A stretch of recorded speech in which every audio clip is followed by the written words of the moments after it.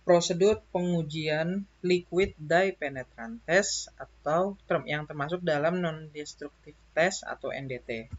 Sebelumnya disclaimer, channel Rancang Bangun bertujuan untuk berbagi informasi sebagai rujukan atau referensi.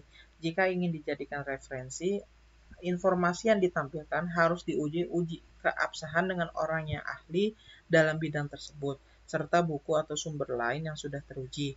Pemilik channel Rancang Bangun tidak bertanggung jawab atas segala kerugian yang timbul karena tindakan yang berkaitan dalam pemanfaatan informasi pada channel Rancang Bangun. Oke. Liquid atau dye penetrant test merupakan suatu pengujian atau inspeksi terhadap suatu benda yang termasuk NDT atau non-destructive test atau biasa disebut dengan pengujian tanpa merusak material saat inspeksi terhadap suatu benda. Pengujian ini dilakukan untuk mengetahui kerusakan dan tetap memelihara suatu material yang terdapat dalam benda tersebut.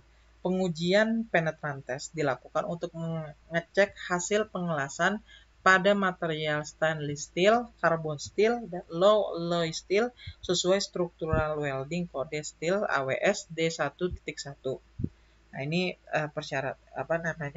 standar atau referensinya yaitu AWS D1.1 terkait Structural Welding Code Steel, lalu SNI 136985 tahun 2024, tahun 2004 inspeksi terhadap pemeliharaan dan reparasi, lalu ASTM 3165 terkait standar test method for liquid penetrant examination.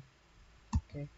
Ruang lingkup penetrant test yaitu berlaku untuk metode penetrant solvent removable, dilakukan untuk mendeteksi cacat terbuka di permukaan material. Pengujian dengan liquid penetrant dilakukan pada permukaan dengan temperatur tidak lebih di bawah 50 derajat Fahrenheit atau 10 derajat Celcius atau di atas 125 derajat Fahrenheit atau 52 derajat Celcius saat pengujian penetrant test. Persyaratan keselamatan dalam pelaksanaan yaitu menggunakan personil protective equipment atau PPE seperti safety shoes, hand gloves, safety glass, dan helmet, waspada terhadap tempat yang licin dan benda jatuh, waspada benda berbahaya sekitar tempat kerja, pakai alat pengaman ketinggian jika kerja di atas 2 meter. Nah, untuk material untuk pengujiannya itu terdiri dari 3 macam, yaitu penetrant, cleaner atau remover, serta developer. Nah, penetran ini merupakan cairan campuran dari pewarna untuk memperlihatkan cacat terbuka pada permukaan. Lalu ada cleaner atau remover, penghilangan sisa material pengujian cairan penetran dari bagian tes setelah pengujian penetran dilaksanakan. Lalu ada developer, yaitu material yang diaplikasikan ke permukaan tes untuk mempercepat keluarnya dan mempertajam kontras dari indikasi. Nah, di sini ada 3 macam material secara bersamaan. Nah, ini contoh dari prinsip dari cairan penetran tes. Jadi misalkan contohnya ini ada uji tes material tesnya, tes surface-nya. Nah, di sini tuh ada flow atau ada semacam pori di material tesnya. Lalu kita semprotkan yang sebelumnya itu yaitu penetrannya kita semprotkan di atas uji tes surface-nya ini. Nah, penetrannya ini, cairan penetrannya ini akan masuk ke dalam lubang atau pori tersebut. Nah, setelah kita tunggu beberapa waktu, lalu kita lakukan dengan cairan cleaner atau remover ini, kita bersihkan permukaan dari uji tesnya. Setelah itu kita tunggu beberapa waktu, lalu kita semprotkan kembali developer. Developer ini yang tadinya berfungsi untuk mengeluarkan cairan penetrannya ke atas permukaan, sehingga ini mempercepat untuk proses penetrannya sehingga dapat untuk mempercepat keluarnya dan mempertajam kontras dari indikasi. Oke, ini kurang lebih prinsip dari cairan penetran. Nah, ini diagram uji penetrannya. Seperti kita lihat nih, ini pengaplikasian dari penetran. Ada dwell time. Dwell time ini adalah waktu tunggu. Lalu kita lakukan removal dengan cairan removal. Lalu kita bersihkan kembali, yang kita gunakan cloth yang telah kita basahi dengan removal, cairan removal itu, lalu kita keringkan beberapa waktu, lalu kita lakukan pengaplikasian developer. Lalu kita tunggu beberapa waktu hingga kelihatan nanti hasilnya jika adanya cacat atau uji pada material. Nah, ini secara proseduralnya, yaitu sebelum melaksanakan kita lakukan persiapan permukaan. Sebelum melaksanakan pengujian penetran test, permukaan benda uji dan daerah sekitarnya harus bebas dari semua kotoran, welding flux, weld splatter, oil, grease, dan material lainnya yang akan menutupi bukaan permukaan atau mengganggu saat pengujian. Lalu sebelum mengaplikasikan penetran, permukaan yang akan diuji dan daerah sekitarnya harus dibersihkan dengan cleaning agent. Diperlukan waktu minimal 1 menit untuk memberi waktu kering pada permukaan yang akan diuji. Pengeringan bisa dengan normal penguapan atau ditiupkan udara hangat. Nah, kita lakukan aplikasi penetran. Nah, pengujian dengan liquid penetran dilaksanakan pada permukaan dengan temperatur tidak lebih di bawah 10 derajat dan di atas 50 derajat Celcius saat pengujian penetran. Pemanasan atau pendinginan lokal diperbolehkan asalkan suhu pada bagian yang diuji tetap dalam range antara 10 sampai 52 derajat selama pengujian. Misalkan kita menggunakan kipas angin dan lain-lain. Nah, penetran bisa diaplikasikan dengan berbagai metode seperti dikuas atau disemprot. Waktu penetrasi memerlukan minimum 10 menit. Area uji harus tetap basah dengan penetran sampai memenuhi waktu penetrasinya. Nah, ini seperti yang dilihat, ini pengaplikasian dengan metode dikuas. Nah, ini yang hasil dari yang telah dilakukan penetran. Ini kita dapat lihat. Ini pada laknya. Ini kan ada ada pengelasannya. Ini laknya. Laknya ini kita las pada plat bajanya nih. Nah, di sini nanti kita lihat nih hasilnya apakah dalam proses ini ada cairan penetran yang keluar yang memperlihatkan kecacatan pada pengelasan. Ini juga sambungan antar platnya. Oke. Nah, lalu setelah 10 menit berlalu dalam proses penetran, kita lakukan penghilangan kelebihan penetran dengan cairan removal. Nah, cairan penetran yang berada di permukaan benda uji harus dihilangkan. Dilaksanakan dengan hati-hati untuk menghindari penghilangan cairan tersebut dari cacat yang akan diuji. Kelebihan penetran dibuang dengan menggunakan cairan cleaner atau remover yang diaplikasikan pada kain yang kering atau kertas serap air, lalu dilakukan pengelapan pada material dan dilakukan berulang sampai sisa penetran di permukaan benda uji hilang. Untuk meminimalisasi penghilangan penetran dari cacat, pemakaian solvent harus sehati-hati mungkin. Tidak diperbolehkan untuk menyimpan solvent setelah selesainya aplikasi penetran dan sebelum waktu developing. Nah, ini seperti dilihat, ini saat pengaplikasian kelebihan penetran dengan cleaner atau removal. Nah, ini di lab material yang kita ujinya. Oke, setelah pengeringan permukaan boleh dengan aerasi normal, dihisap, wiping, atau udara yang disemprotkan. Waktu pengeringan harus dilakukan selama 1 menit minimal. Oke, lalu setelah itu kita aplikasikan developer. Developer harus diaplikasikan segera setelah penghilangan penetran.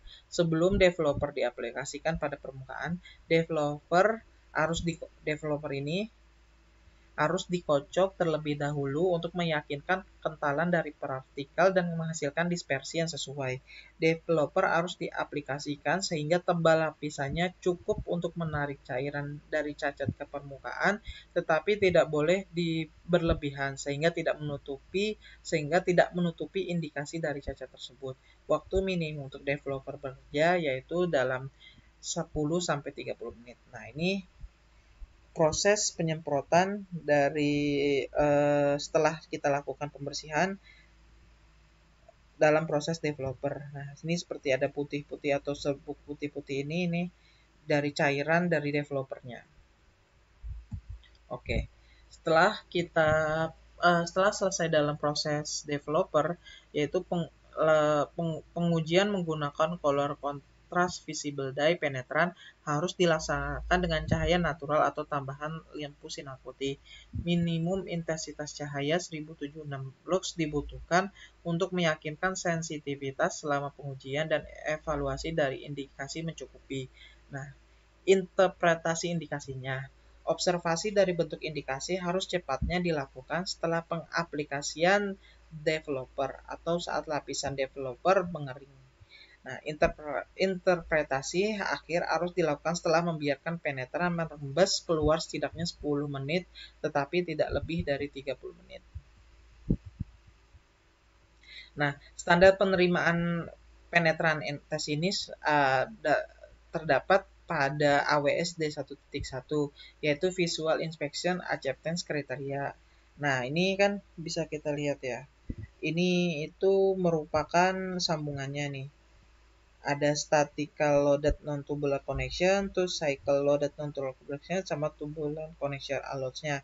Nah, ini dari segi apa namanya, discontinue kategori dan inspeksi kriteria. Jadi inspeksinya itu ketika ada crack prohibition, seperti cracknya ini tidak misalkan ada crack walaupun berdasarkan besar dan lokasinya ini tidak diterima jika dalam pengelasannya itu ada crack. Ketika dilakukan penetran tes ternyata ada crack, ini berarti tidak diterima.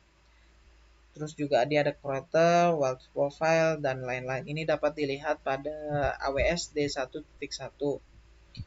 Ini juga porosity-nya nih. Terus ada undercut dan lain-lain.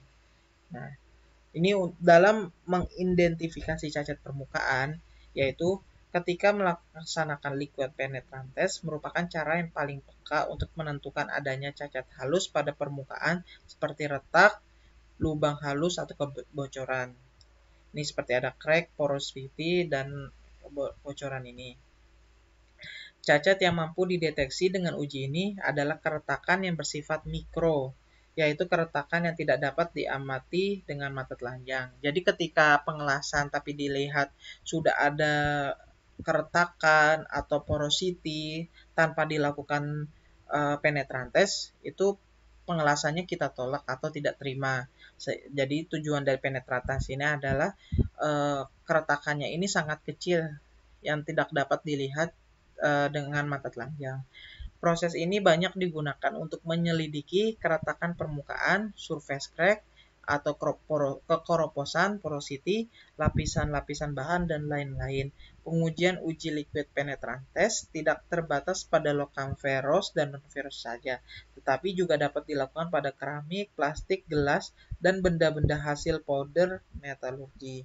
Penggunaan uji liquid penetrant ini sangat terbatas pada keretakan atau keporosan yang diselidiki dapat dideteksi apabila keretakan tersebut terjadi sampai ke permukaan benda. Keretakan di bawah permukaan subsurface cracks tidak dapat dideteksi dengan cara ini. Jadi jika ini kan surface ya, ini surface. Nah, jika ini surface-nya. Nah, jika ada keretakan di dalam sini, misalkan ada keretakan di sini, di subnya, nah ini tidak dapat dideteksi karena surface-nya ini nggak mengalami kerusakan. Nah, tapi subnya ada kerusakan. Ini tidak bisa dideteksi menggunakan penetrant test karena penetrant test ini hanya bisa dilakukan pada surface saja. Permukaan yang terlalu kasar atau berpori-pori juga dapat mengakibatkan indikasi yang palsu.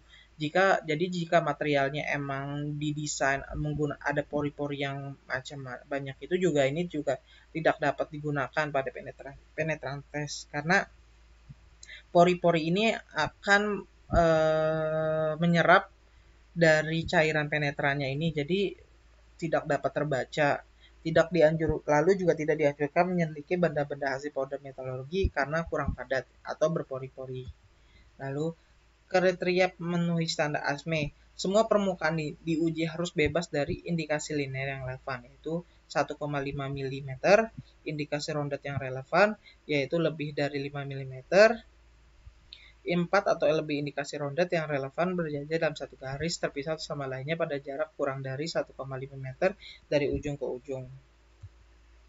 Nah, setelah dilakukan pengecekan adanya kecacatan atau tidak pada material setelah uji penetran test, cleaning agent atau solvent harus digunakan untuk pembersihan penetran setelah pengujian telah dilaksanakan. Jika semua bekas material penetran tidak dibersihkan setelah pengujian, maka akan merusak material setelah benda tersebut terpasang, karena dalam kandungannya itu terdapat klorin dan sulfur yang dapat merusak beberapa jenis paduan. Oke. Kurang lebih berikut sekian dari prosedur liquid penetran test. Terima kasih.